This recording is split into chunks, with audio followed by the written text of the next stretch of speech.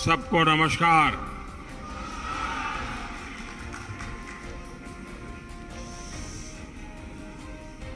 Indonesia आने के बाद, बाली आने के बाद हर हिंदुस्तानी को एक अलग ही अनुभूति होती है, एक अलग ही एहसास होता है। और मैं भी वही वाइब्रेशंस फील कर रहा हूं।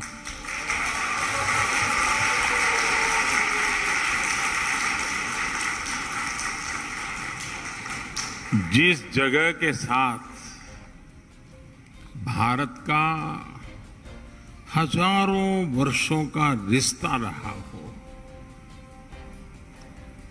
और जिसके बारे में सुनते रहते हो कि हजारों साल में अनेक पीढ़ियां आई चली गई, लेकिन उस परंपरा को कभी ओझल नहीं होने दिया। हजारों साल से उस परंपरा को जीना, पीढ़ी दर पीढ़ी उस परंपरा को जानना और हर पल उस परंपरा से जुड़े रहना। वहां के लोग, उस धरती एक अलग ही आनंद देती है, अलग ही आनंद की अनुभूति कराती है। आप कल्पना कर सकते हैं, आज जिस समय मैं आपसे बात कर रहा हूं, हम यहां बाली में बैठे हैं, बाली की परंपराओं के गीत गा रहे हैं। उसी समय जब मैं आपसे बात कर रहा हूं, इसी पल बाली से 1,500 किलोमीटर दूर भारत के कटक शहर में महानदी के किनारे बाली यात्रा का महोत्सव चल रहा है, जिसे बाली यात्रा कहते हैं।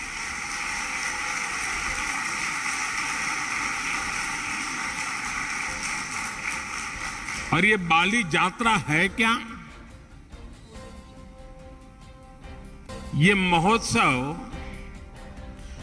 भारत और इंडोनेशिया के बीच हजारों वर्षों के ट्रेड रिलेशंस को सेलिब्रेट करता है।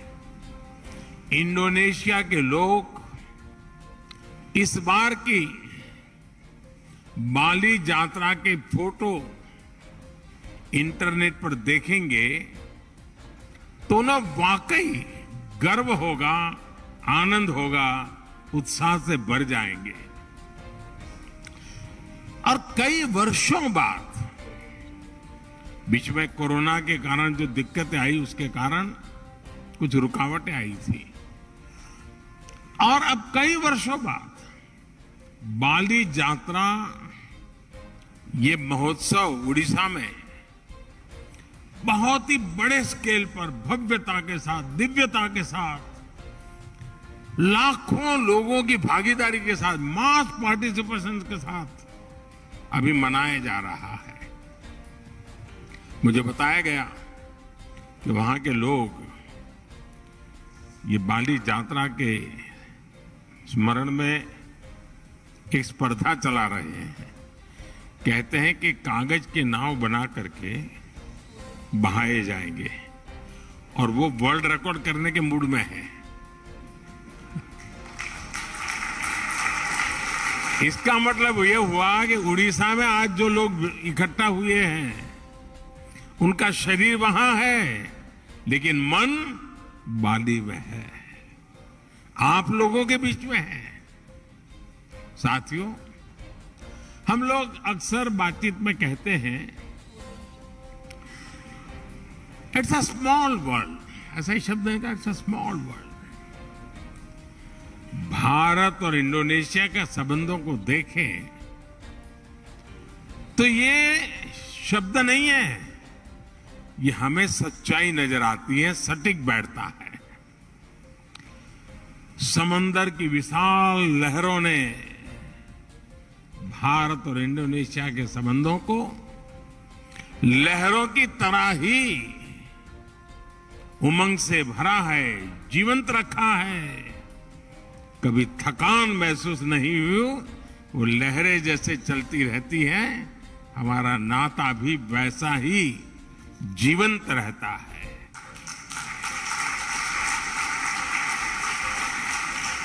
एक समय था जब कलिंग, मेदांग जैसे साम्राज्यों के माध्यम से भारत का दर्शन, भारत की संस्कृति इंडोनेशिया की धरती तक पहुंची। आज एक ये समय है जब भारत और इंडोनेशिया 21वीं सदी में विकास के लिए एक दूसरे के साथ कंधे से कंधा मिलाकर काम कर रहे हैं। इंडोनेशिया की जमीन ने भारत से आए हुए लोगों को प्यार से एक्सेप्ट किया, उन्हें अपने समाज में सम्मिलित किया। इसी वजह से आज आप सभी इंडोनेशिया के विकास और समृद्धि में अपना योगदान दे रहे हैं। हमारे बहुत सिंधी परिवार यहां रहते हैं और भारत से आए हुए हमारे सिंधी परिवार के भाई बहनों ने यहां के टेक्सटाइल सेक्टर में, स्पोर्ट्स गुड सेक्टर में, इतना ही नहीं, फिल्म और टीवी इंडस्ट्री में भी काफी कुछ कंट्रीब्यूट किया है। गुजरात से जुड़े हुए काफी लोग यहां हैं। जेम्स, डायमंड्स, माइंस, इवन खेती, किसानी, उसमें भी वो लोग नजर आते हैं। भारत से आए हुए engineers, chartered accountants, professionals Indonesia के विकास के सहयात्री बने हुए हैं। कितने ही तमिल भाषी कलाकार यहां की संस्कृति, यहां के आर्ट्स को और समृद्ध करने में अपना योगदान दे रहे हैं। मुझे याद है जब 3-4 साल पहले इंडोनेशिया के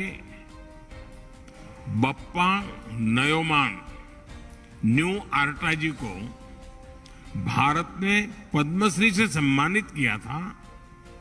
उस समय भारत का राष्ट्रपति भवन तालियों की गड़गड़ाहट से गूंजता ही रहता था। उनकी बनाई कलाकृति गरुड़ विष्णु केनकाना का कोई शायद हिंदुस्तानी ऐसा नहीं होगा जो उसकी प्रशंसा न करता हो। ऐसे ही इंडोनेशिया के वायन दिव्या और आगोस इंदिरा उदयन जी, उनको जब पद्म सम्मान मिला था तो मुझे उनके बारे में काफी कुछ जानने का, निर्णय करने से पहले मुझे काफी कुछ उनके विषय में जानने का मौका मिला।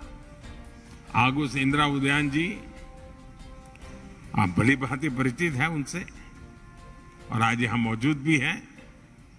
वो बाली में महात्मा गांधी के विचारों को आगे बढ़ाने के लिए जी जान से जुटे हुए हैं।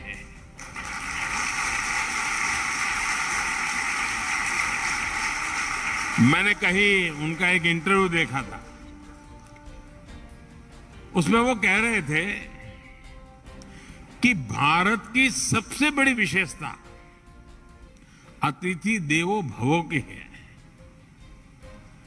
यानी अतिथि देवो भव, ये भावना जो है ये हर भारतीय के रगों में है। अपनत्व का ये भाव प्रकट होता है। मुझे इंटरव्यू पढ़ के अच्छा लगा। लेकिन मुझे एक ही बात और भी बतानी चाहिए।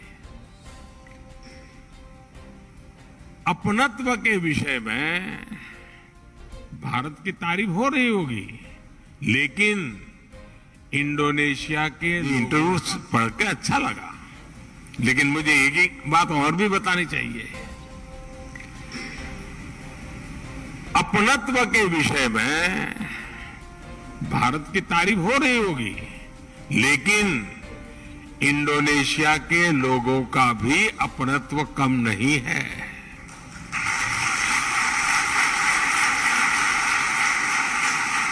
जब मैं आप पिछली बार जकार्ता में आया था,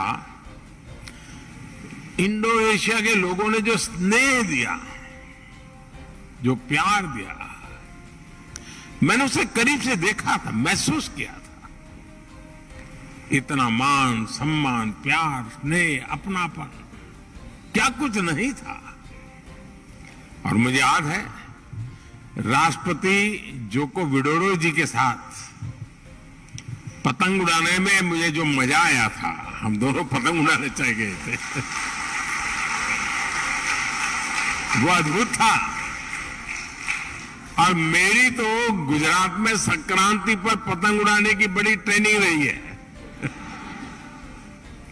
और मुझे पता है यहां इंडोनेशिया में भी संक्रांति पर खूब पतंग उड़ाई जाती है। यहां पास में, और ऐसा नहीं है कि भारत और इंडोनेशिया का साथ सिर्फ सुख का है, आनंद का है, अच्छा है तब नाता है, ऐसा नहीं है। हम सुख दुख के साथी हैं। अगर सुख में साथी हैं तो हम दुख में भी उतने ही साथी हैं। हम सुख दुख में एक दूसरे के सुख दुख को बांटने वाले लोग हैं। जब 2018 में इंडोनेशिया में इतना बड़ा भूकंप आया तो भारत ने तुरंत ऑपरेशन समुद्र मैत्री शुरू किया था। इसलिए ही उस साल में जकार्ता आया था और तब मैंने एक बात कही थी।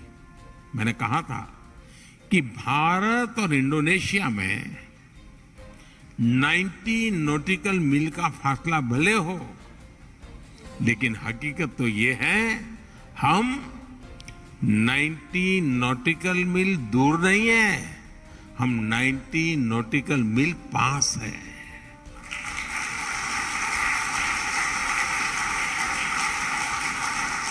साथियों, जीवन के पग पग पर, क्षण क्षण में ऐसा कितना कुछ है जिससे भारत और इंडोनेशिया ने मिलकर के अब तक सहज कर रखा है। बाली की ये भूमि महर्षि मार्कंडेय और महर्षि अगस्त्य के तप से पवित्र है। भारत में अगर हिमालय है तो बाली में आगुंग पर्वत है। भारत में अगर गंगा है तो बाली में तीर्था गंगा है। हम भी भारत में हर शुभ कार्य का श्री गणेश करते हैं। यहां भी श्री गणेश घर घर विराजमान है। सार्वजनिक स्थानों पर शुभता फैला रहे हैं। पूर्णिमा का व्रत, एकादशी की महिमा, त्रिकाल संध्या के जरिए सूर्य उपासना की परंपरा, मां सरस्वती के रूप में ज्ञान की आराधना, अनगिनत चीजें हम कह सकते हैं। ऐसी बहुत सी बातें हैं जो हमें जोड़े रखती हैं, जोड़ती रहती हैं। बाली का जन जन महाभारत की गाथाओं के साथ बड़ा होता है।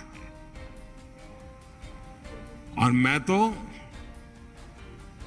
द्वारकाधीश भगवान कृष्ण की धरती गुजरात से यहां पला बड़ा हूं। मेरा तो जीवन वहीं बीता हुआ है। बाली के लोगों की जैसी आस्था महाभारत के लिए है, भारत में लोगों की वैसी आत्मीयता बाली के लोगों के लिए भी है। आप यहां पर भगवान विष्णु और भगवान राम की आराधना करते हैं, और हम जब भारत में भगवान राम की जन्मभूमि पर भव्य राम मंदिर की नींव रखी जाती है, तो इंडोनेशिया की रामायण परंपरा को भी गर्व से याद करते हैं।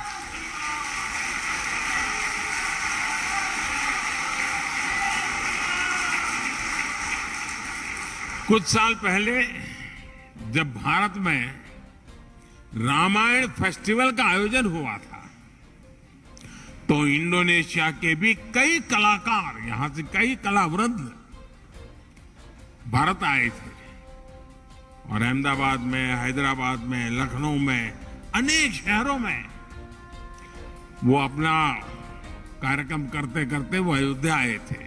उनका आखिरी समापन कार्यक्रम अयोध्या में हुआ था, और बहुत वाहवाही हुई थी। हिंदुस्तान में जहां गए अखबार भरे पड़े रहते थे। भाई और बहनों, बाली में ऐसा शायद ही कोई व्यक्ति होगा जिसकी अभिलाषा नहीं होगी कि अपने जीवन में एक बार अयोध्या या द्वारिका के दर्शन न करे। ऐसा शायद कोई भी इंसान नहीं होगा। भारत में भी लोग प्रम्बानन मंदिर और गरुड़ विष्णु केनकाना की भव्य प्रतिमा के दर्शन करने के लिए बहुत ही इच्छुक रहते हैं। कोरोना काल से पहले एक साल में ही 5 लाख से ज्यादा भारतीयों का अकेले बाली आना ही इसकी गवाही देता है। साथियों, जब विरासत साझा होती है, जब मानवता के प्रति आस्था समान होती है, तो प्रगति के लिए भी समान रास्ते बनते जाते हैं। कुछ महीने पहले ही 15 अगस्त को भारत ने अपनी स्वतंत्रता के 75 साल पूरे किए हैं।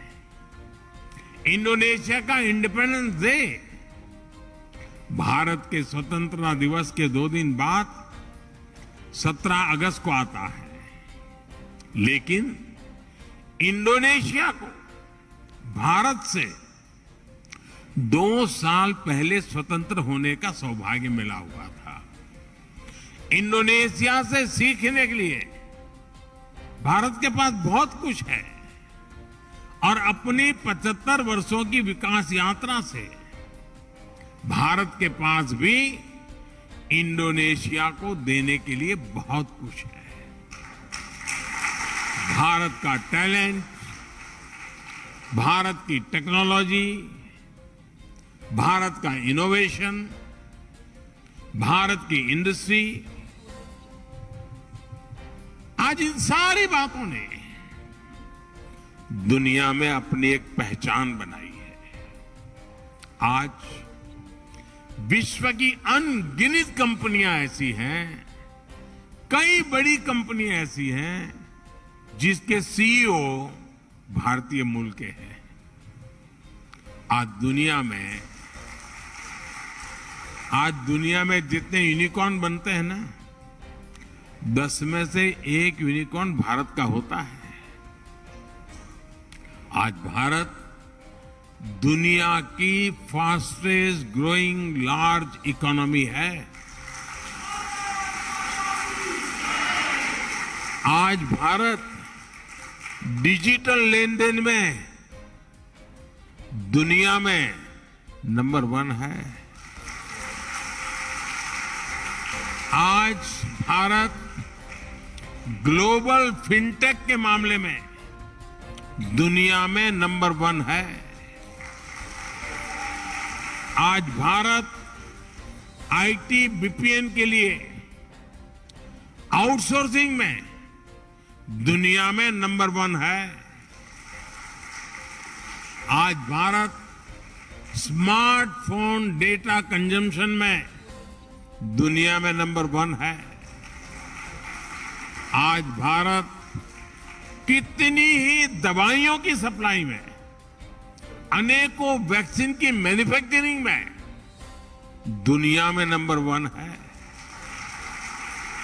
साथियों, 2014 के पहले और 2014 के बाद के भारत में बहुत बड़ा फर्क जो है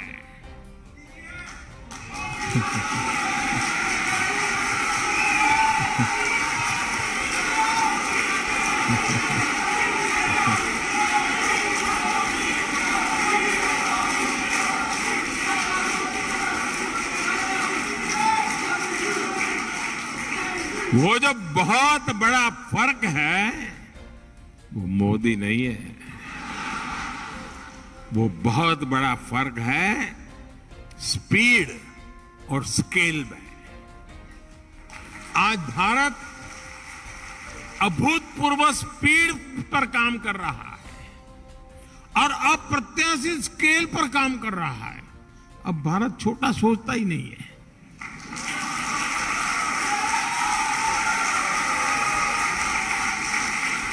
स्टैच्यू बनाएगा तो दुनिया में सबसे बड़ा, स्टेडियम बनाएगा तो दुनिया में सबसे बड़ा।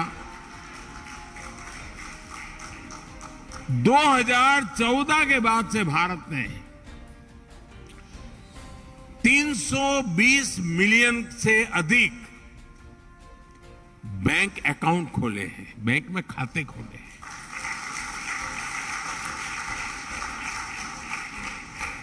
इसका मतलब ये हुआ कि अमेरिका की कुल जनसंख्या जितनी है उतने हमने बैंक खाते खोले हैं।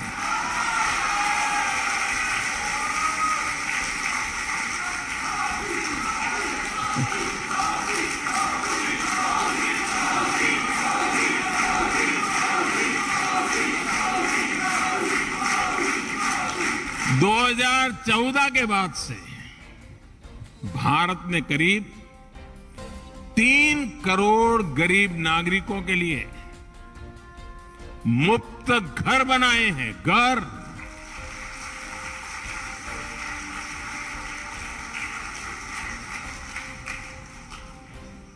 और घर ऐसे नहीं बनता है, जब घर मिल जाता है ना तो इंसान रातों रात लखपति बन जाता है। और जब मैं 3 करोड़ घर की बात करता हूं, उसका मतलब क्या है? इसका मतलब यह है कि ऑस्ट्रेलिया के परिवार को नहीं, ऑस्ट्रेलिया के हर नागरिक को घर मिल जाए, इतने घर बनाए हैं।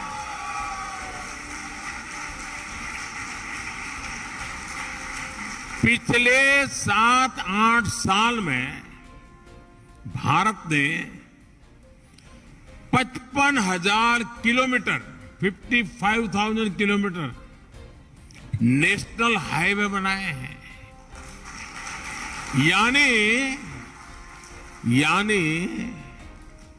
स्केल बता रहा हूं मैं,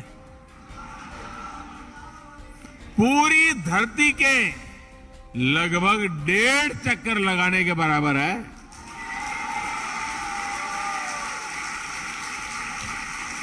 आज भारत आयुष्मान भारत योजना के तहत जितने लोगों को 5 लाख रुपए तक के मुफ्त इलाज की सुविधा दे रहा है, 5 लाख रुपए तक अगर उसका मेडिकल बिल 1 साल का बनता है तो जिम्मा सरकार उठाती है। इसका बेनिफिट कितना लोगों को मिलता है? 5 लाख रुपए तक की मेडिकल सुविधा जो मिलती है वो पूरे यूरोपियन यूनियन की कुल आबादी से ज्यादा लोगों को मिलती है।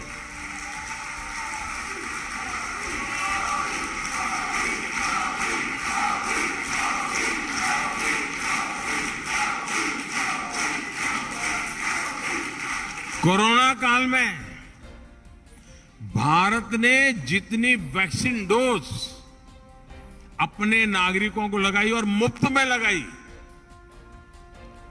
वो जो वैक्सीन डोज है ना, उसकी अगर मैं संख्या का हिसाब लगाऊं तो अमेरिका और यूरोपियन यूनियन, उन दोनों की कुल आबादी जो है उससे 2.5 गुना ज्यादा डोज हमने हिंदुस्तान में लगाए।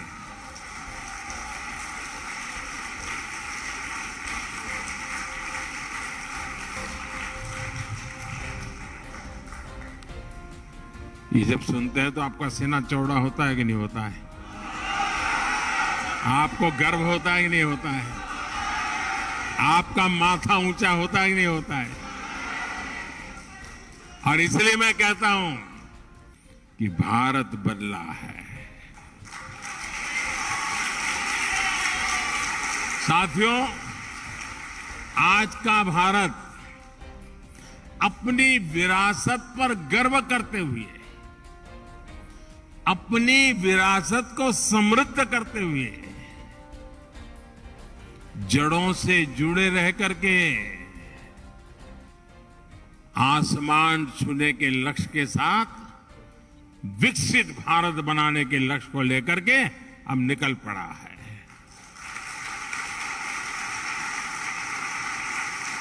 लेकिन भारत का ये लक्ष्य सिर्फ अपने लिए नहीं है। हम स्वार्थी लोग नहीं, हमारे संस्कार नहीं है। 21वीं सदी में आज विश्व की भारत से अपेक्षाएं हैं, जो आशाएं हैं, भारत उसे अपनी एक जिम्मेवारी समझता है, एक दायित्व के रूप में देखता है, और हम दुनिया की भलाई के लिए अपने आप को आगे बढ़ाने के लिए मक्कम है, संकल्पबद्ध है।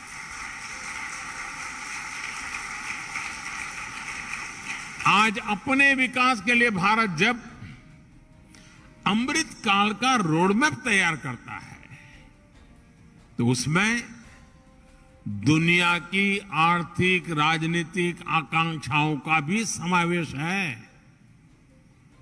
आज जब भारत आत्मनिर्भर भारत का विजन सामने रखता है तो उसमें ग्लोबल गुड की भावना भी समाहित है। रिन्यूएबल एनर्जी के क्षेत्र में भारत ने वन सन, वन वर्ल्ड, वन ग्रिड का मंत्र दिया है।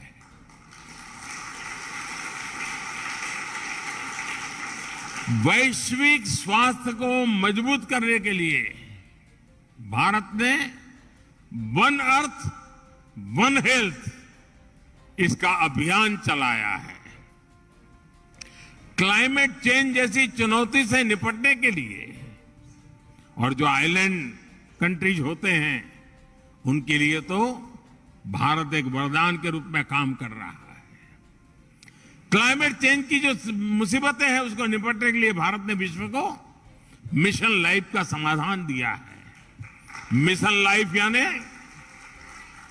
Lifestyle for environment.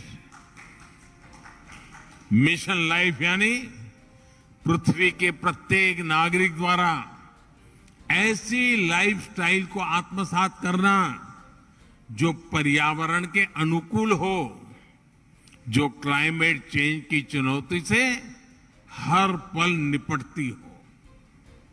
आज जब पूरा विश्व एनवायरमेंट फ्रेंडली और होलिस्टिक हेल्थ केयर की तरफ आकर्षित हो रहा है तो भारत का योग, हमारा आयुर्वेद, ये पूरी मानवता के लिए तोहफा है।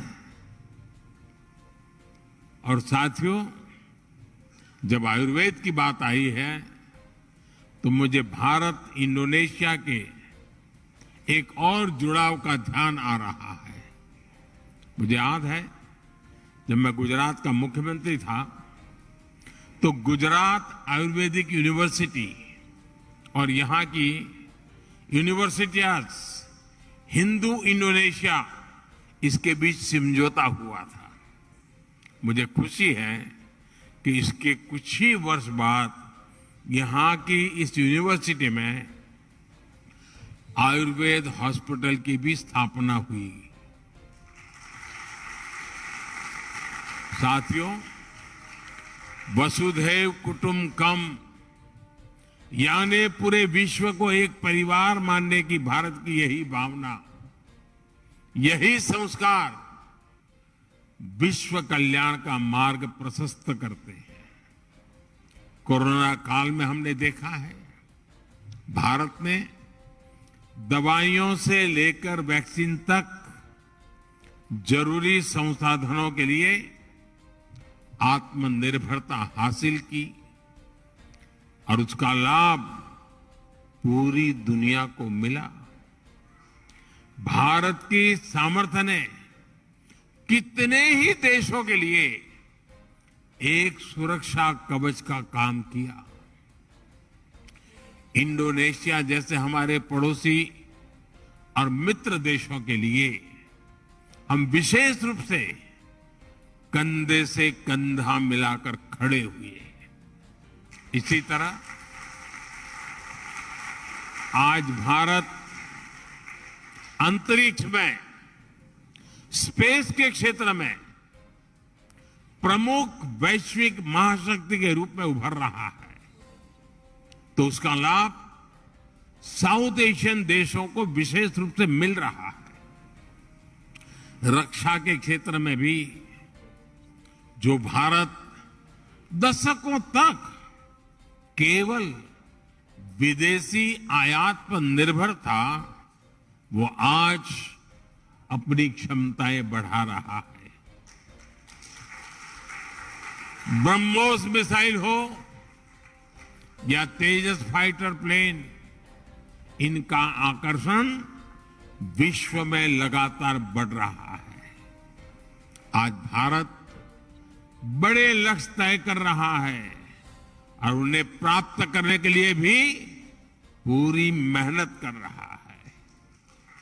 संकल्प से सिद्धि का यही मंत्र आज 21वीं सदी के नए भारत की प्रेरणा बना हुआ है। आज इस अवसर पर मैं आप सबको अगले प्रवासी भारतीय सम्मेलन के लिए भी निमंत्रण देता हूं। जनवरी महीने में 9 जनवरी को यह कार्यक्रम होता है। इस बार ये आयोजन मध्य प्रदेश के इंदौर में होगा और इंदौर वो नगर है जो पिछले 5-6 बार से देश में स्वच्छ शहर के नाम पर हिंदुस्तान में नंबर 1 रहता है।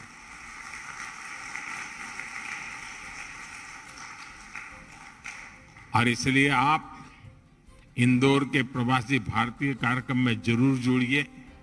अपने निजी काम से लिए आ रहे हैं तो भी तारीख उसके साथ एडजस्ट कीजिए।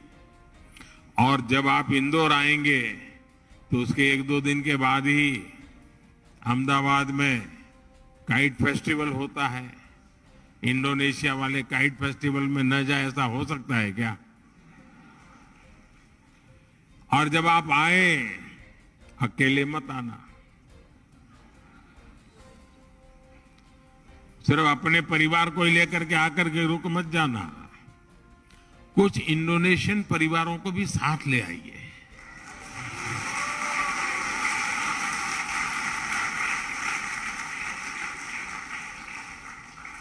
मुझे विश्वास है भारत और इंडोनेशिया के संबंधों को मजबूत करने में आपका सहयोग और सक्रिय योगदान निरंतर बना रहेगा। आप सब पूरी मेहनत से आपकी इस कर्मभूमि के कल्याण के लिए, आपकी इस कर्मभूमि में जितना ज्यादा योगदान दे सके देते ही रहेंगे। ये भारत के संस्कार है और देने भी चाहिए, ये हमारा दायित्व बनता है। और मैं देख रहा हूं हमारे बोहरा समाज के बहुत साथी यहां आए हैं और ये मेरा सौभाग्य रहा है कि सैयदना साहब के साथ मेरा बड़ा निकट संबंध रहा है। मुझे बहुत प्रसन्नता होती है, दुनिया में कहीं पर भी जाओ, कोई मिले या न मिले, मेरे बोहरा परिवार के लोग तो आएंगे ही।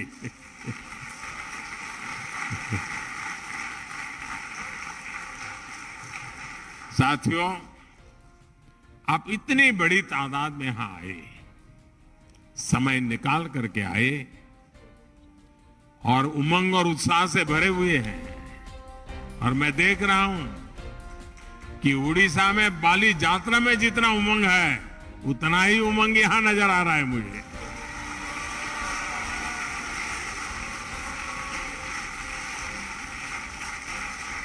आपके इस प्यार के लिए, आपके इस स्नेह के लिए, भारत के प्रति आपकी ये श्रद्धा के लिए हृदय से आपका बहुत बहुत धन्यवाद करता हूं।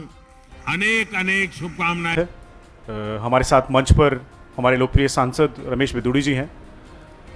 दिल्ली में एक तरफ पॉश कॉलोनी में पानी की दिक्कत है, तो दूसरी तरफ आम आदमी पार्टी के लोग टिकटों के वितरण में जो करप्शन बाहर आ रहा है, आज उसी सिलसिले में ये प्रेस वार्ता रहेगी। मैं माननीय सांसद रमेश बिदुड़ी जी से आग्रह करूंगा कि वो प्रेस वार्ता को संबोधित करें। मित्रों, आप सबका बहुत बहुत स्वागत है। मैं आपको धन्यवाद देना चाहता हूं कि इतनी सुबह आप भी दिल्ली की समस्याओं के बारे में कि लोगों को उसकी जानकारी हो और दिल्ली की ये भ्रष्ट सरकार की नींद खुले। सुबह उठने के बाद सब भगवान का नाम लेते हैं, ईश्वर का नाम लेते हैं, लेकिन जब टीवी सुबह खोलते हैं तो कहीं ना कहीं दिल्ली को ठगने वाला वो भ्रष्ट मुख्यमंत्री, उसका चेहरा या उसके रफूगरों के कुकर्म सामने आते हैं।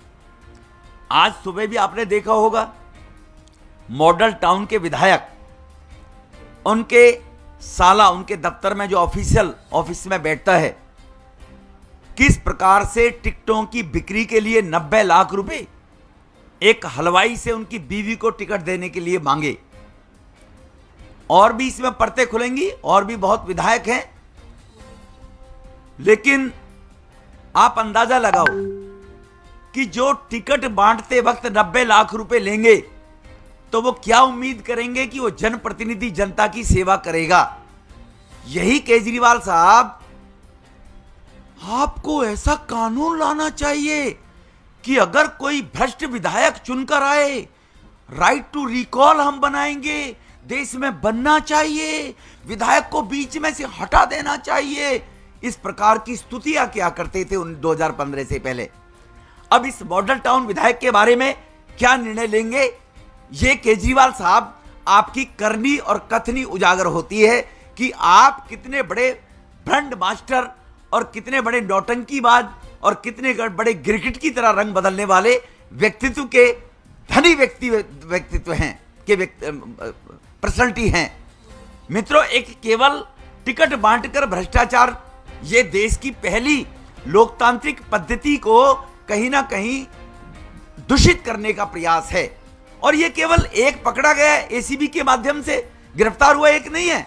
दिल्ली में 90% सभी टिकटें आम आदमी पार्टी ने 70 लाख से 1 करोड़ रुपए में बेची हैं। अगर आप ये किसी भी विधायक से चुनाव, पार्षद के इलेक्शन के बाद पूछेंगे तो आपके सामने सब चीज आ जाएगी।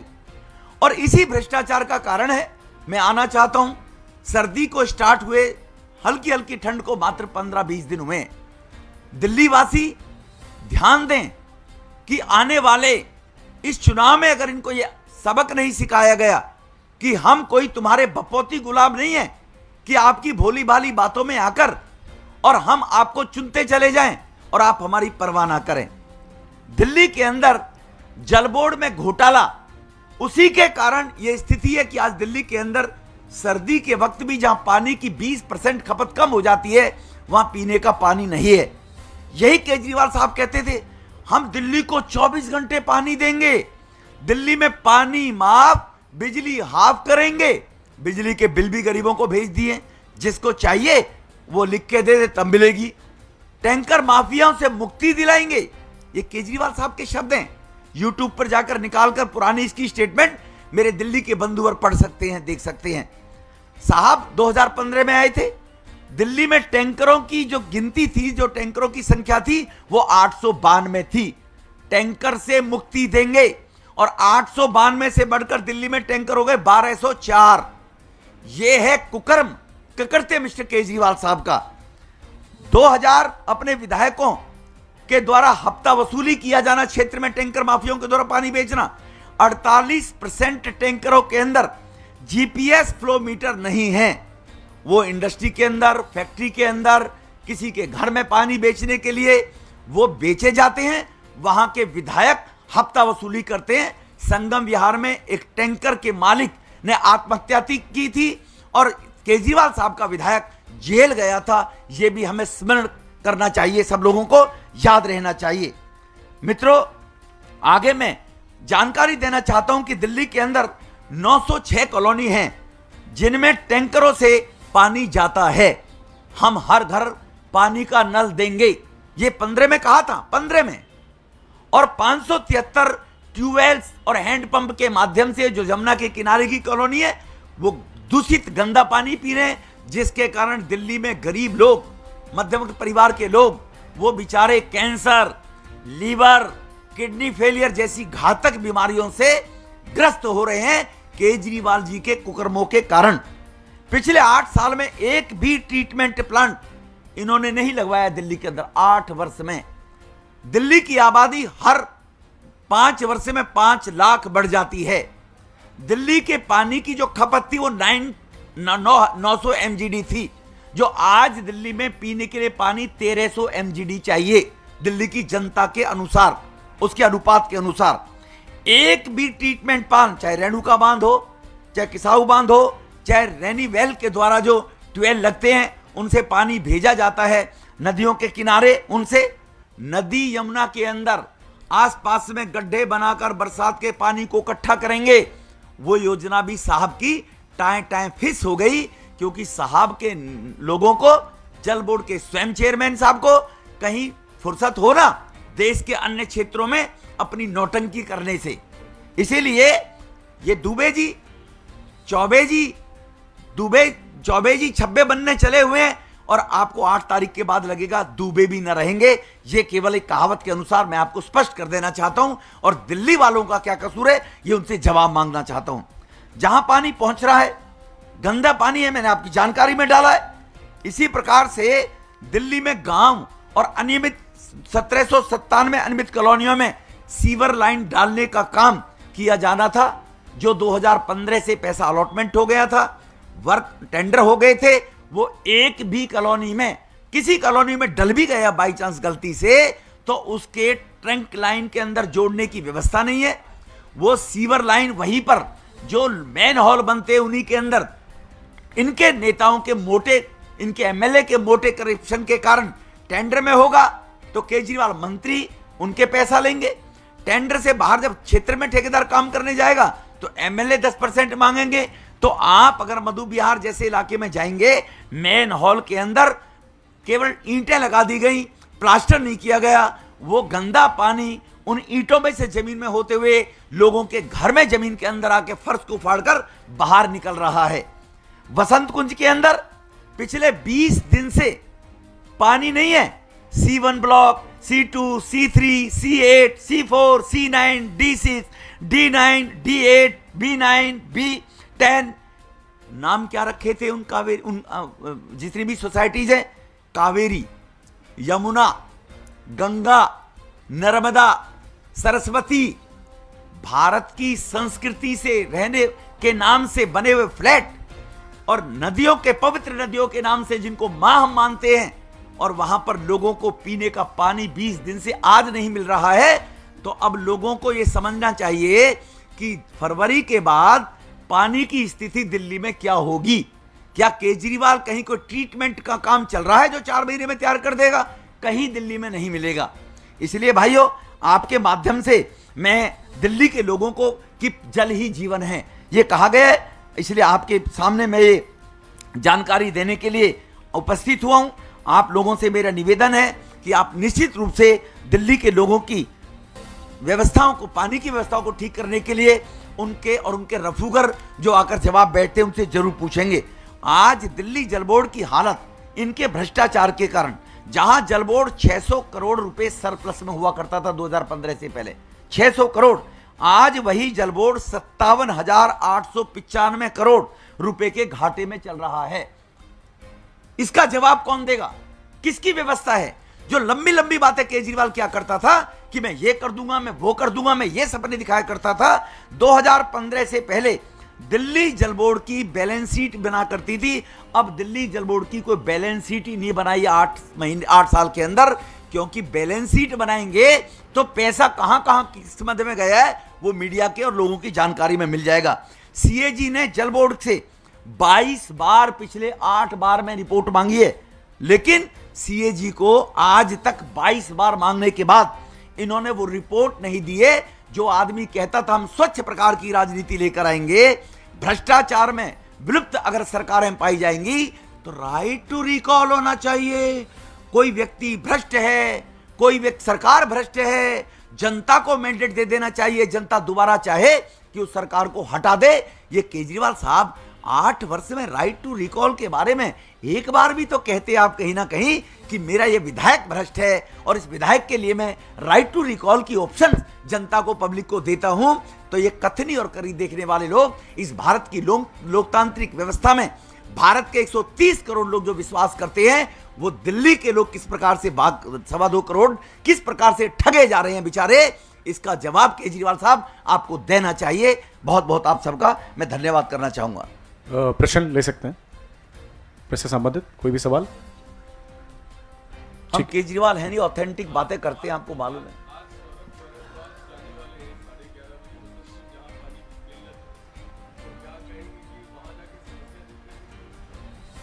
सौरभ भारद्वाज भागीरथी तो है नहीं, समस्या दूर करनी है तो सौरभ भारद्वाज को जल बोर्ड के दफ्तर में न जाना चाहिए। सौरभ भारद्वाज को पानी रिलीज करने के लिए वो भागीरथी है कि वहां से पानी निकलना तुरंत शुरू हो जाएगा, सौरभ भारद्वाज जी जाएंगे और तुरंत पानी बहना शुरू हो जाएगा।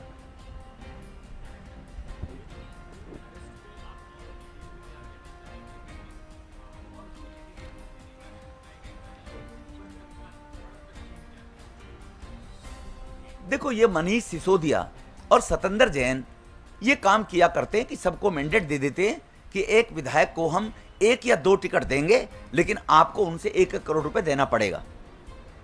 इस प्रकार की बोली लगती है कि एक व्यक्ति पहले 50 लाख देकर आ गया, दूसरा 70 लाख लेकर पहुंच गया, तो 50 लाख को कहते हैं आपको नहीं मिलेगी, 1 करोड़ लाना पड़ेगा, वो 70 देकर चला गया है। ऐसे बहुत इंसिडेंट हैं। तो इन्होंने जो राजनीति को दलदल बना दिया है, कीचड़ बना दिया है, उस कीचड़ के अंदर निश्चित रूप से दिल्ली के लोगों को कमल खिलाना चाहिए। केजरीवाल सरकार पर लगा है, उसका जवाब देने के लिए आज तक केजरीवाल मौन क्यों है? हर छोटी छोटी चीज पर वो प्रेस कॉन्फ्रेंस करने के लिए आते हैं, वो आरोप लगाने के लिए प्रेस कॉन्फ्रेंस करने के लिए आते हैं। क्या यही आपके भ्रष्टाचार का मॉडल ऑल्टरनेटिव पॉलिटिक्स है? क्या देश में आप इस प्रकार की अनियमितता, भ्रष्टाचार की सरकार खड़ी करना चाहते हैं? पुलिस पर आप आरोप लगा देते हैं कि वो केंद्र सरकार के अंतर्गत है, होम मिनिस्ट्री के अंतर्गत है। अरे जेल तो आपके अंदर थी, और अगर आपके अंदर थी, कुछ नहीं हुआ था, तो इतने ट्रांसफर, 56 ट्रांसफर, निलंबन, जांच के आदेश दे दिए गए, लेकिन आपने आज तक कोई प्रेस कॉन्फ्रेंस नहीं की। आपका मौन क्या कहता है? आपकी कुछ ना बोलना क्या दर्शाता है? आप किस किस को बचाना चाहते थे? क्या जेल इसलिए होती है? आपने जेल को 5 स्टार होटल बना दिया, आपने जेल को वसूली का अड्डा बना दिया, आपने जेल को भ्रष्टाचार का पर्याय बना दिया, आपने जेल को जेल नहीं रहने दिया, और आप कोई जवाब नहीं देते। मैं पूछना चाहता हूं और उनको चैलेंज देता हूं कि आज आकर के वो दिल्ली की और देश की जनता को बताएं, ये किसी और ने नहीं किया, आपने किया, कि संदीप गोयल का ट्रांसफर क्यों हुआ, अजीत जी का निलंबन क्यों हुआ, संगीता को क्यों ट्रांसफर किया गया, हंसराज को क्यों ट्रांसफर किया गया, 56 जेल कर्मियों को क्यों ट्रांसफर किया गया, और इसके साथ इतना ही नहीं, ट्रांसफर के साथ साथ ये ऑर्डर है कि वो दिल्ली छोड़कर नहीं जा सकते। इसका मतलब अपराध कितना बड़ा था, किन किन लोगों की संलिप्तता थी इसमें, और आप आज भी उसके बारे में कोई सवाल नहीं देते। आप सुकेश के साथ मिलकर के जेल को वसूली का अड्डा आपने बना दिया। हमने माना कि सुकेश ने खाली आरोप लगाए हैं, आप बार बार यही कहते हैं, लाइटली लेते हैं कि सुकेश ये तो भाजपा करवा रही है। जेल किसके अंडर है? दिल्ली सरकार के अंडर। और इतना बड़ा पहली बार जेल के इतिहास में कि 56 लोगों का एक साथ ट्रांसफर होना, यह क्या इंडिकेट करता है? और इसलिए आपके मौन, आपकी चुप्पी से बात नहीं बनेगी। आपको सामने आना पड़ेगा, प्रवक्ताओं के माध्यम से नहीं।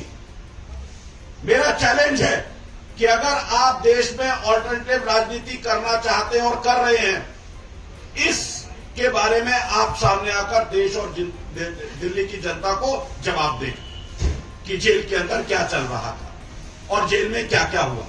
मैंने सुकेश के बारे में कुछ नहीं कहा।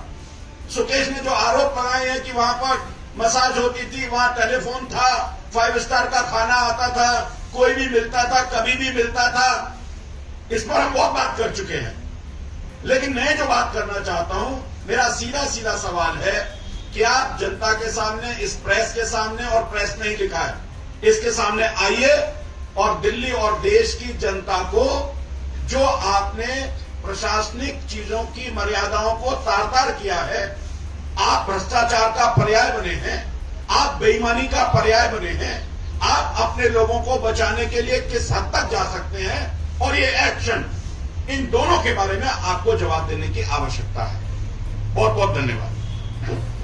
किसी का कोई विषय संबंधित सवाल है तो आप पूछ सकते हैं, बताइए।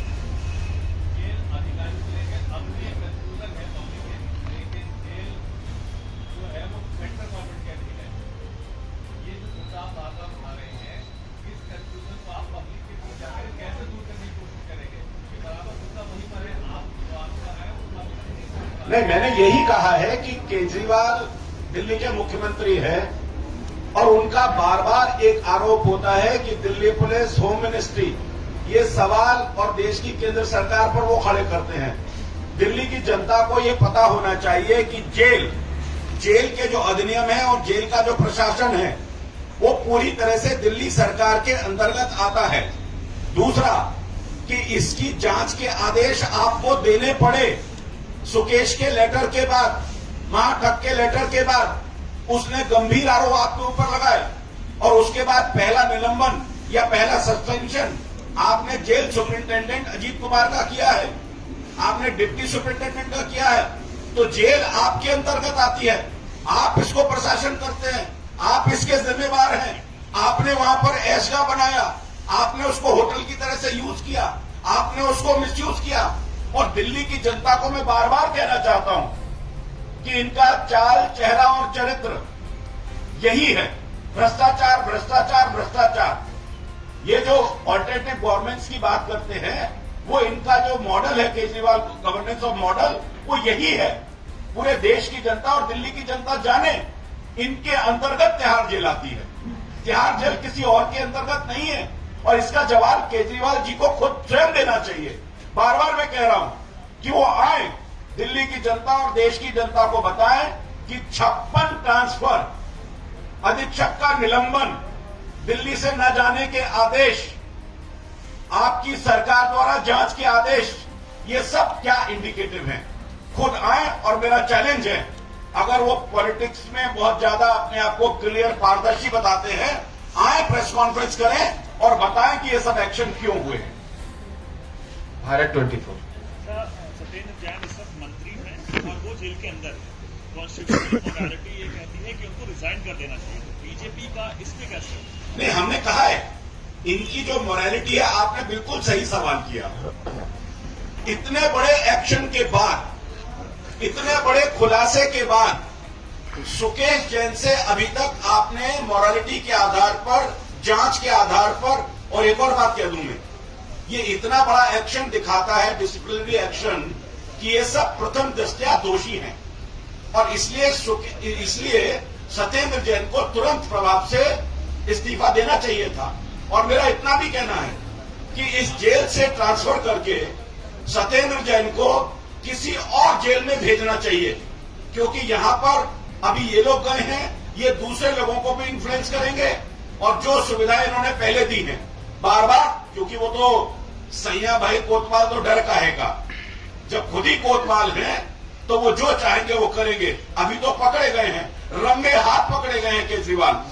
और मैं बार बार कह रहा हूं, ये उनको चुनौती दे रहा हूं कि अगर राजनीतिक मर्यादा उनके अंदर है, वो दिल्ली में इस एक्शन के बारे में, तिहाड़ जेल के बारे में, हुए सारे प्रकरण के बारे में स्वयं आए और इन्होंने इतने निलंबन क्यों हुए हैं, इतने ट्रांसफर क्यों हुए हैं, इसका जवाब देश और दिल्ली की जनता को दें। और सत्येंद्र जैन ने अभी तक इस्तीफा क्यों नहीं दिया है, इसके बारे में बताएं। जी टीवी। आधा दर्जन से ज्यादा प्रेस कॉन्फ्रेंसों में आप लोगों ने मांग की कि तीनों का, सत्येंद्र जैन, अरविंद केजरीवाल और सुकेश चंद्रशेखर का पॉलीग्राफी लाई डिटेक्टेड टेस्ट होना चाहिए। आपकी मांग मानी नहीं जा रही है या आप लोग ढंग से मांग पा नहीं रहे? नहीं, देखिए, सुकेश ने जब ये कहा, क्योंकि इन्होंने सुकेश की बात को बहुत केजरीवाल साहब का ना ये एक स्टाइल है, बहुत चीजों को लाइटली लेना, चीजों को ऐसे ही कर देना कि साहब ये तो मेरे पर, उनके पास एक विक्टिम कार्ड है, जिस विक्टिम कार्ड को वो खेलते हैं और उस विक्टिम कार्ड के कारण ही देश की राजनीति में वो लगातार इस तरीके से अपने पांव पसार रहे हैं। मेरा ये कहना है कि जिसने आरोप लगाए हैं वो तैयार है कि मेरा पॉलीग्राफी टेस्ट कराया जाए। अगर वो तैयार है तो आप अपना भी पॉलीग्राफी टेस्ट कराइए और टेस्ट करा करके दूध का दूध पानी का पानी हो जाएगा। क्या सच है, क्या गलत है, क्या सही है, ये सामने आ जाएगा। लेकिन आप उसके लिए किसी भी चीज के लिए तैयार नहीं होते हैं। लोकतंत्र में हम तो इन चीजों की केवल मांग ही कर सकते हैं, हम आग्रह ही कर सकते हैं, कह सकते हैं, जनता के सामने ला सकते हैं। और प्रेस उसका चौथा स्तंभ है देश की राजनीति का। और प्रेस के माध्यम से हम कहना चाहते हैं कि आपके अंदर जरा सी भी थोड़ी सी भी आपके अंदर अगर ये बची है कि आप जो ऑल्टरनेटिव पॉलिटिक्स की बात करते हैं, आप आइए और दिल्ली की जनता को जवाब दीजिए। JNK। ये सवाल और है, आप लोग लगातार मांग कर रहे हैं कि लोगों को जेल से ट्रांसफर किया जाना चाहिए, यहाँ से बता के दूसरी जेल में। यही सवाल आप जेल सरकार को इससे क्यों नहीं है, इसलिए आप लोग से बिल्कुल यहाँ से किसी और जेल में शिफ्ट किया जाए, शिफ्ट नहीं किया जा रहा? नहीं, हमने आज की प्रेस कॉन्फ्रेंस में ये मांग की है और हमने कहा है क्योंकि आपने बेईमानी की है और अब ये प्रूव हो चुका है कि इतने बड़े ट्रांसफर सस्पेंशन के बाद आपके पास चूंकि जेल है और इसलिए इनका ट्रांसफर किसी और जेल में करना चाहिए, क्योंकि यहां इसी प्रकार का भ्रष्टाचार, वसूली, ये सब इसी तरीके से केजरीवाल जी करवाते रहेंगे।